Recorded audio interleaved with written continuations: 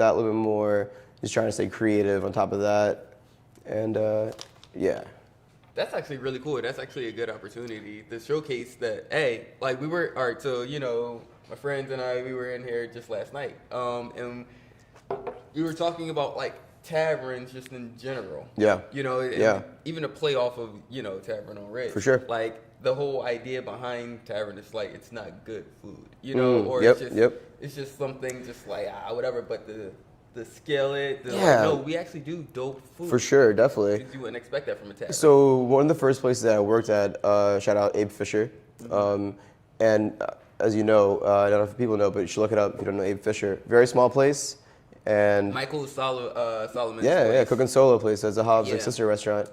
Very small joint, and I kind of just saw there like what you could achieve with like a small crew, and like it's like a relatively small like beer list, but it was just very well curated, And before that, I used to work at this place called the Institute. Shout out to them too. That's a dope place. Yo, dope place, Yes. And kind of like quote like, and people take this as a derogatory term when they say like, oh, it's a divey bar, but I don't think it necessarily has to be. I think what they mean by that is just it's comfortable. It's like a neighborhood. You know what I mean? It's a neighborhood spot. Yeah. So there again. I love dive bars. Yeah, man, and they're the best for sure. So I think doing what we do, as in we like dope cocktails, we like good things, And I think the American dining experience is kind of moving towards this like nobody wants like to dress up in that that like all that, yeah, you know what I mean? Like you can get that, like we can make it the same burger and like a neighbor, you know what I mean? If you know how to do it, right? You know what I mean? Like so I think that's what we kind of achieve to do here. That's what just like citywide, but we also got like egg white whiskey sours. You know what I mean? Like, and I think you can do that hand in hand when it just comes down to it's about just having a good time, right? Yeah. Hospitality business, Yeah. So I guess even with that being said, so it does come down to the ilk of the bartender being able to be that diverse. So when I guess you're looking for or trying to hire someone, what's that process like for you? I'm so bad at it, man. I'm very new. I'm very new to all this. Like, obviously I'm like, I'm just like, I'm a little bit like in over my head or close to it. And so I'm learning as I go. And that's one thing I hadn't like really learned, honestly. Like, I've interviewed for a lot of jobs before, but I've never had to interview somebody else. So when you're like everything you just asked, like there is a process, because it's tough, man, because when you're looking for somebody to represent you and your brand, so to speak. I hate that word. It's weird, you know what I mean? But like, yeah, it is that. Yeah.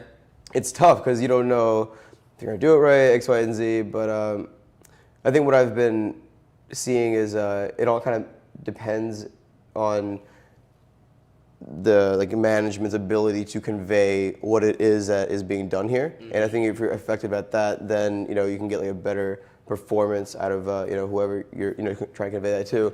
But yeah, man, I mean I love the service industry. I love this. I think so, obviously I do comedy on the side, or whatever. But I like the factor, the people factor. So I think that's heavy. I think it can be taught if the person wants to learn it, but I think it's very much like I think it's like people are just naturally good at. You know what I mean? Like, hey, what's up? What's going on? You know what I mean? Like, yeah. But yeah, and the most important thing, I think, maybe this goes for everything, but just willingness to learn. Because there's a lot. I think, as there's a lot, little things that go into like an actual dope like server or bartender. You know what I mean? Like, yeah, things that the intangibles. Intangibles, the nuances, the subtleties, like it's just like I can sit there, I can't give you the script. I can tell, I can kind of. You gotta watch. That's what you say. Yeah, you gotta watch and learn. It's yeah. Shout out the fucking. Yeah, the script thing doesn't work. If I go to every table and sit there and say something like, "Hey, this have you ever been here before?" Fucking this place. Brian came from A Fisher. He told me. Remember he said, he's like, "Yo, listen, man. I don't care if you tell your table a dick joke." He said, know your audience. So it's kind of like that. Like, it's like some people do want to be like Pamper. Some people just want their drink and you just shut the fuck up and walk away. Like, you really got to be a little bit more receptive and just, be aware of that. Yeah, self-awareness goes a long way. So I guess more art. So diving deeper within the ownership side of it, being an owner, what's the day-to-day day-to-day for you? Owning the bar or the tavern? Well, with me, it's I have the ability to, and I think this can work for me and then work against me as well. Because like I've heard the saying before, it's like when you're working in your business, you can't work on your business. So for me personally, it's that's why I say like I think I'm a little bit in over my head or close to it, because like like I'm like pretty much the main bartender here, and then as well as like running around for like groceries and whatnot. You know what I mean? So it's basically just that at the moment. So that's the other thing that I've kind of really learned throughout this whole process. Like planning goes a long way, and that's kind of like really what I've been trying to like dig my feet into. Is just like figure out like, all right, what are we doing for the next week, 2 weeks? Like if you can look further than that, even better. But at least have that mapped out and then go accordingly. I think that's pretty cool because you hear a lot of like chef owners, restaurateurs, like you hear those titles, but it's very seldom that you actually get bartender / owner, like of their spot. I'm sure there's like I don't know, but where I mean I honestly always it's like this is like a passion project, like as a not even a project, but it's just like I always compare this to like shout out to fucking Kyle. Kyle's the guy who runs the kitchen, and I compare like this project of ours to like 36 Chambers, as in like 36 Chambers is a fucking exemplary piece of work. You're talking about Wu-Tang Clan? Yes, sir. Not to be fucked with. Nothing to fuck with. That was made by like a bunch of like dirty ghetto kids in a basement that like strived for things that were a lot greater than themselves, and then through that like actual dedication to that craft, it made shit happen. So yeah, like I was bar backing like 2 years ago. Kyle was fucking working at like Lucky's like less than a year ago, but like. I mean, the same thing. I think that like me and you get along so well. What drives us? We love like the food, the people, everything that makes this whole thing tick. The ambiance, like there's something about it. And I think people like us, like I think we're like like drawn to that factor of it. And yeah, man, it's like I want to be like humble and be like, oh yeah, like like that too. But it's like at the same time, like I'm also like trying to like craft the menu. So the whole food thing or whole food shtick is like what I'm trying to bring in is the whole. I was like kind of douchey or whatever to say, but you hear these terms thrown around a lot, like contemporary American. Contemporary American. Because to me, I'm brown as fuck. I'm American. You're American. Cedric's American. Shout out Cedric. He's Filipino. Love you. I do love you. Happy birthday again. So it's again like and again it's not to use that like buzzword of like the fusion aspect, but it is kind of that. It's like just like. Okay, so what I'm just trying to bring to the table is like just eclectic comfort food. So one of the things we added recently was a samosa grilled cheese. Yes. Not groundbreaking, but it's still just like Maladukes whips up amazing motherfucking samosa filling. Like you know what I mean? Like and just like putting that on some like Korean barbecue sauce, some like Texas toast, green chutney. Just playing with flavors, just make because we love it. You know what I mean? Like we love flavor and just like just that aspect of it. But because I mean, like America, I do believe America doesn't have its own like cultural food thing. Yeah, it's very all. This is a bar word that I learned at Abe Fisher. Diasporic. Okay. I know. When I was at Abe Fisher, so I remember them explaining what their cuisine was, and they were like, our cuisine is like a cuisine inspired by the Jewish diaspora in the deli scene in like New York, and I was like, And then I looked into that word, and if you know what that word means, it basically means the splinter culture that arises when a culture, a type of people have to move elsewhere, and the mutation of that core culture. Apparently that's the diaspora. I'm sorry if that doesn't make any sense. They don't have the same availability for all that. So it's kind of like you're tweaking exactly for whatever's here. Exactly. So it's so. Man, I'm kind of smart. I love that word. You can whip that word out next time too. I love that. If you're listening, whip that word out. People would be like, "What? Diaspora? Ooh. Diasporic." How do you like the American cuisine is very like diasporic in that like we got General Tso's and fucking like it just even like cheesesteaks, like it's these blends of like Italian. It's because that's what America is. Right? It's a fucking country of immigrants. Yeah, it's so it's a melting pot right, exactly, of the world. Exactly. Yeah, so I think that's pretty cool to sit there and like I guess you say elevate the idea of tavern food. Yeah, I think that's on our bio actually. So it's like non-intimidating, familiar yet elevated fare. Yeah, because I mean, you know what I mean? Like even with the samosa grilled cheese, right? Like, well, I only know samosas because of where we met. You know, where we work together. You know, it's like, oh snap! But to even learn about all those different cuisines, and that's when I started deep diving. I started getting like cookbooks from like Indian chefs, like amazing. Just I need to look more into it, but yeah, it's I always found it interesting how like there's like so samosas, empanadas, hot pockets. Yeah. You know what I mean? Exactly. Like fucking wontons or dumplings or whatever. Like everybody like vegetarian to be precise with that too. So, it's mostly vegetarian. Peas and potatoes mostly, and then spices. That's one of the reasons I love this shit, man. It's very alchemical, like cooking. Was it? Gorgon beans or something? I don't know. I don't think it's gorgonzo. I think it's like just green peas. Because you can't call them chickpeas anymore. Why not? Well, because that's derogatory. I guess so. Yeah. I haven't heard this. Because they don't. It's no dude beans. You're fucking with me. No, I'm so You're serious. fucking with me. No, chickpeas not get canceled. Yeah, you can't call it chickpeas anymore. Oh my god! First Apu, now this. What the fuck? Yeah, man. I'm just saying. If I can use this platform for anything, bring back Apu. We need more minority. Hey, I love how you stop laughing. Yeah. Bring back Apu. That was not right. I missed that, man. Oh man. But yeah, all right. I mean, because that's really because to go cocktails really didn't fly here. Yeah, like yes and no. And honestly, I put that on myself. You know, it's just I could here, but like in Pennsylvania. Well, it's legal now. Like, you know what I mean? Like, with the whole COVID thing. Yeah, no, they didn't. No, it's not. That's not the selling point anymore. Because people don't just go to places just to get the.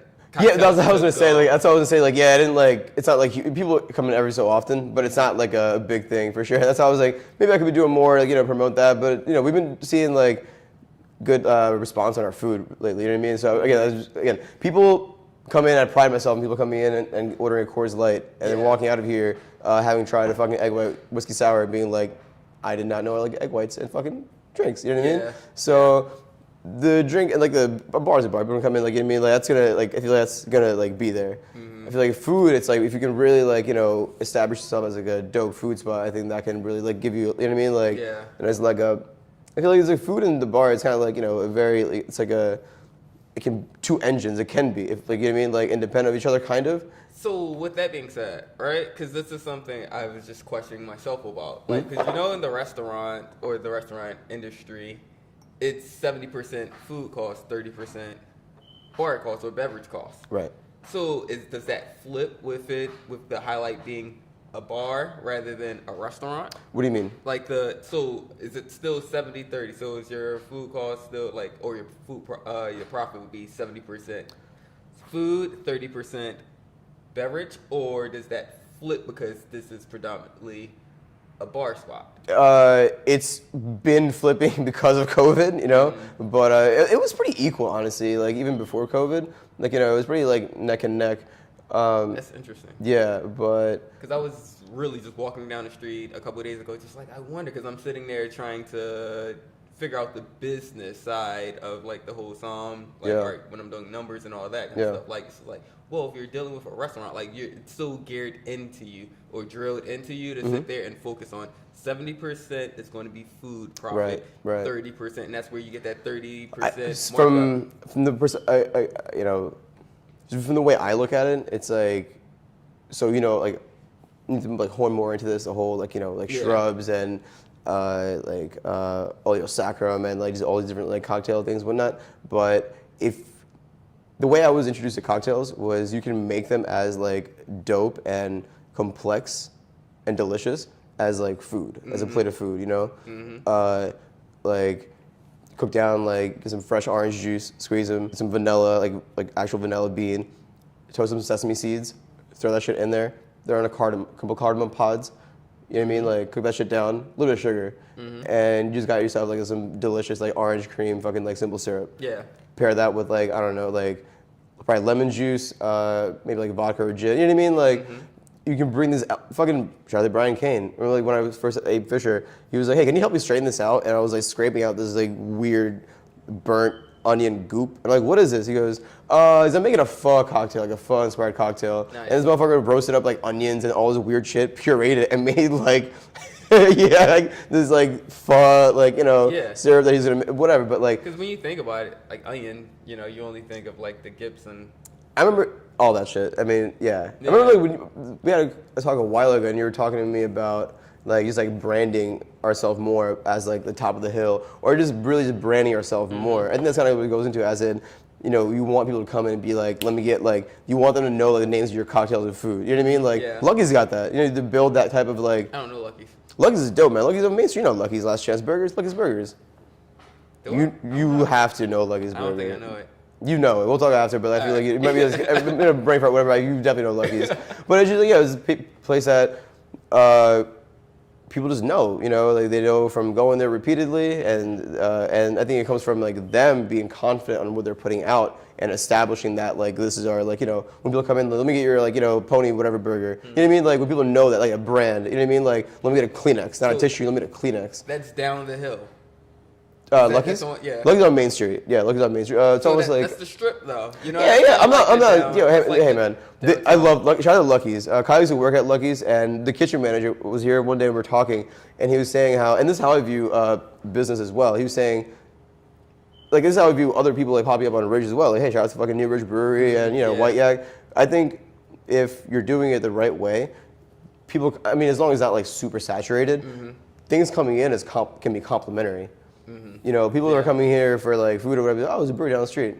People come to the brewery, like, oh shit, there's a bar down the street. It's building a community. Yeah, exactly. Yeah. It's building this, and so it's just all about like, just figure out like I think, I'm talking to myself, but it's like figure out what I'm trying to do and then do that well, and then you know what I mean. Like it can be complementary. So that whole like competitive, like I don't like. I believe in like healthy competition. Like I want to, like, you know what I mean. Like let's make some like dope shit. Yeah. And talk about that, but like that whole like cutthroat thing, that's just disgusting to me. And like you know what I mean. It's not like there's more than enough for everybody to go around. Yeah. It's all about like we're in this shit to like I am to like make dope shit and obviously pay my bills. And like, I think that's to me I see like payment or currency as like a reward for like a job well done. It's like this was, you provided value to me, thank you, and this is what, you know what I mean? Like, you know what I mean? Like, so because, I just because just to be clear, the top of the hill known as Roxborough doesn't have that same allure as the bottom of the hill. We're getting there, man. Between White Yak and fucking the bridge and us, honestly, you know what I mean? Like, it's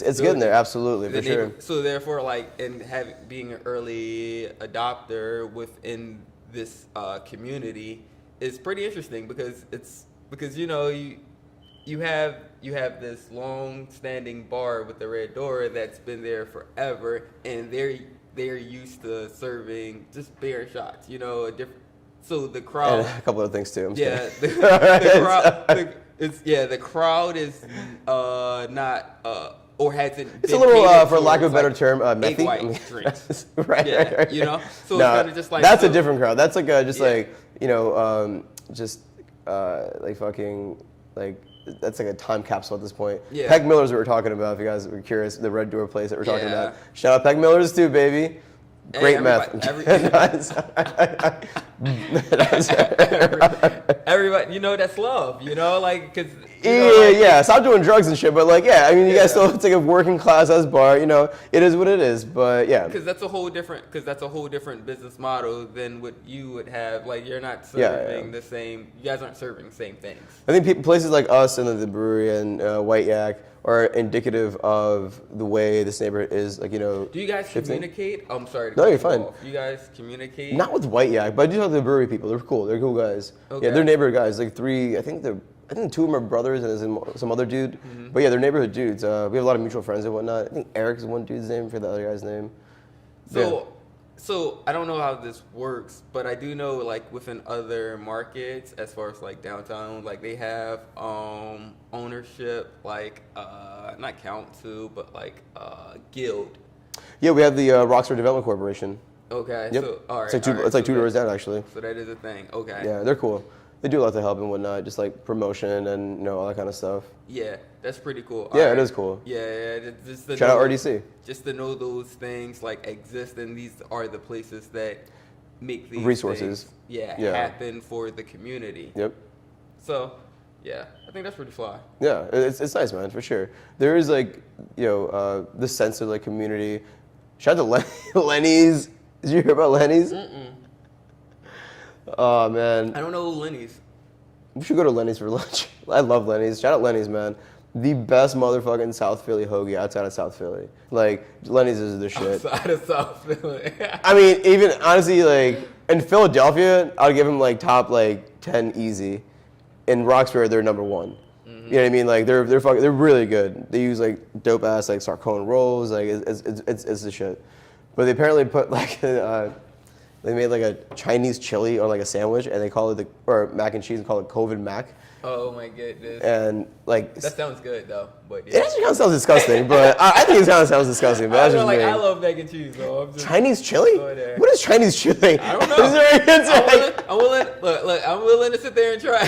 Chinese chili. No. That's too funny of a word, like wasabi powder. Oh my god. But that fucking CBS like wrote about it and shit because people were like posted about it on the community Facebook page, and yeah, people were pissed off, rightfully so. I love Lenny's. I know he's not like a hateful person, to an extent. I don't know him that well, but he's a good guy. And I wrote like I wrote this whole thing to like defend them on like the post that they were getting torn up on, but then I stopped. No, well, it's not about winning to me. I just to me, if I see someone, you know, people talk shit, I'm gonna add my 2 cents. But at the same time, you know, I'm Indian, I'm brown, first gen immigrant. Like after 9/11, like all my cousins, every Indian friend that I know, myself included, we all got fucked with because we were walking down the street and we looked brown, and they were like, "Fuck that guy," and there's like Asian like grandparents and like people just being like shoved and like, you know what I mean, like so it's like, damn it, I love you, Lenny, but like, you know, hopefully they learn something from this. So how did you like, if you care to share, like how did you get this place? What was that whole process, that journey of like, it's like, you know what? Did you look at other places before? Were you like, how, like, what was it like, your journey to get here? So I lived like 2 blocks or maybe like 4 blocks down the street, and I knew the guy that owned this place previously, John McCoyle, and he's like a family friend, and like, you know, he was telling me about his situation, about why he was trying to like, you know, get out of here or whatever, and yeah, like I'm just I am very blessed and fortunate to have my parents and, you know, the backing that I do. So yeah, like, you know, my pops, you know, at you like being so like taken back, like, yo man, like I've never heard you speak like, I heard you speak like this before, but you know, just like to see it happening right now, it's just like, you know. But yeah, like, you know, like my family background is pretty like entrepreneurial, as in like, you know, we're super Indian, gas stations, Dunkin' Donuts, you know, my folks have done all that shit. So, you know, me and my pops, like we're kind of already like in search for like a project together. So yeah, like, you know, went to him, got an accountant, lawyer, ran the numbers, and yeah, figured it out. Nice. He passed away about a year ago. My pops. It was a year in October. Yeah, you know, shit happens. Yeah. Ironically, from alcohol. But I mean, hey, whatever. But yeah, it's just yeah. So like, is that like a fuel to your fire? It's just like, no, and like I have to make, like, not I have to make this work, but just because this was a project for you to. Yes and no. It sounds really cheesy, but I mean, nah, it's like yes and no. You know, I think if one thing my dad taught me was just be sensible. So he never, like, you know what I mean, like it's I don't have to, if I have to, like, you know, make things work the best way they can, maybe like at a certain point, you know what I mean, but at the same time, you know what I mean, like it's not like saying like, oh, like my dad died and like we were something, it's not like it's like, no, I mean, that's gonna happen regardless. But I think that's, he just wished, you know, that I would just be like successful and, you know what I mean, whatever. So in those terms, like, yeah, just and the only thing I guess I owe him is just like to try my best and do my best. So yeah, that's pretty cool. All right, well, if you guys have any questions, shoot them. Is anyone watching? Huh? Is anyone watching? Yeah.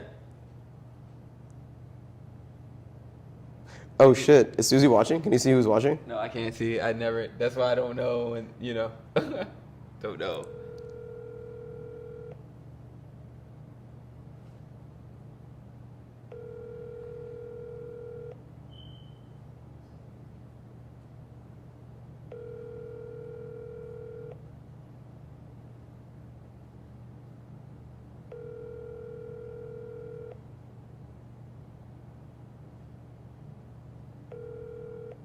Your call has been forwarded. It doesn't matter. Fuck Susie. It doesn't matter.